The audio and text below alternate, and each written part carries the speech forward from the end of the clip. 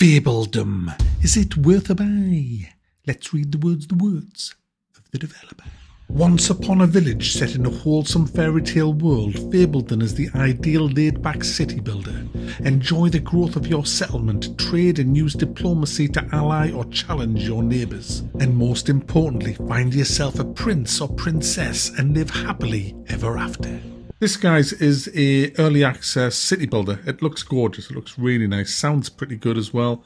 It's just it's got that nice squeaky feeling of a wholesome little game. It's just, you know, it's the perfect game to get you out of the shit-stain world that we live in, you know, where no longer can we go to Disney for... Mac, you can't go into any of that. Just, no, you're not allowed. Hit your bell. No, that's off limit. So Fabledom, guys, is what Disney should... Mac, you can't...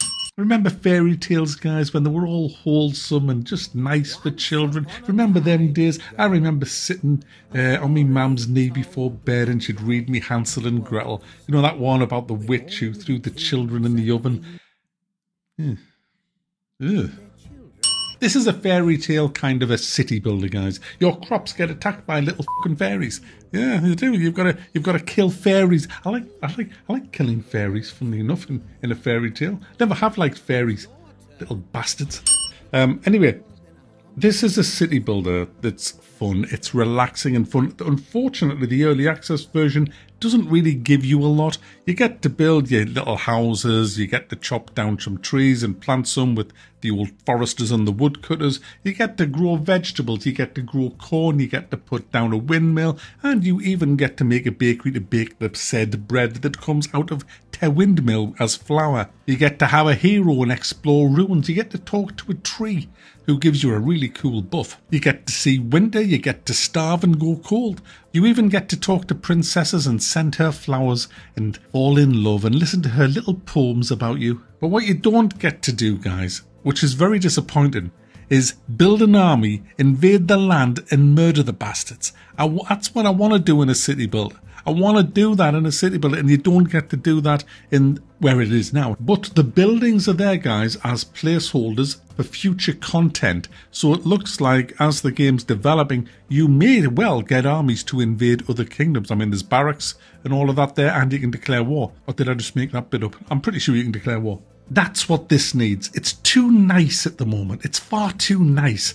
It needs to get nasty. You know, there's a witch. A witch cast a spell on my crops, on my people, turned all my people into skeletons and made them eat twice as much. So what's it like to play then? Well, it isn't clunky. It's quite nice, the interface, the way you just pick things and just drop them around and build your little roads. It's all very easy. It plays a little bit like Anno, but it's only a little bit. For example, you have peasants, you have commoners, and you have nobles, and each one of them requires certain things that you need to build near their houses. But you don't upgrade houses like you do in Anno, so you can't upgrade your peasants' houses to commoners' houses, etc. And also different jobs require different types of people. So there is a little bit of Anno in there, which is a nice thing because Anno is a great city builder. You have a big map with different lands on, and you can buy different territories around the land. There's probably going to be boats because there is a lot of water on the procedurally generated maps. There's map seeds, or you can just randomize, just keep spamming the random button until you get a map that you kind of like the look of. You then plonk yourself down on that map with just a couple of your settlers and you start building everything from there. You know, woodcutters and all of that kind of stuff, houses to keep people in, a few crops.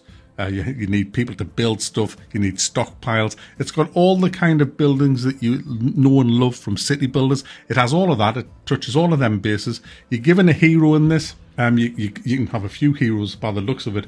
And your hero is the big guy with the big sword. And he's the one that interacts with these kind of events that happen on the map, such as I told you before about the tree you interact with, and you get a couple of choices of what you can do with that. There's also ruins around the place. You can send him in there, and he has a chance of dying, I think, or certainly getting hurt, but you'll get a prize if you manage to defeat whatever's in the ruin. So there's a bit of stuff going on other than just your standard city builder building stuff up. So there's a lot to kind of get excited about with this. It's a game that I'm really keeping an eye on because it looks nice. It's nicely presented. It's quite nicely narrated. It's all set in like the fairy tale stuff, which is it's a nice little relaxing kind of atmosphere. but it's going to be getting violent. And as gamers, we love violence as gamers, as long as it's in the game and we don't take it outside. That was a public service announcement. So there you go, guys. Fabledom at the moment is a little bare bones. You don't get a great deal with it, but it's certainly got huge potential. I'm thumbing it up. I've enjoyed me 7 or so hours in the game, and I can't wait to see where it's going to go from here.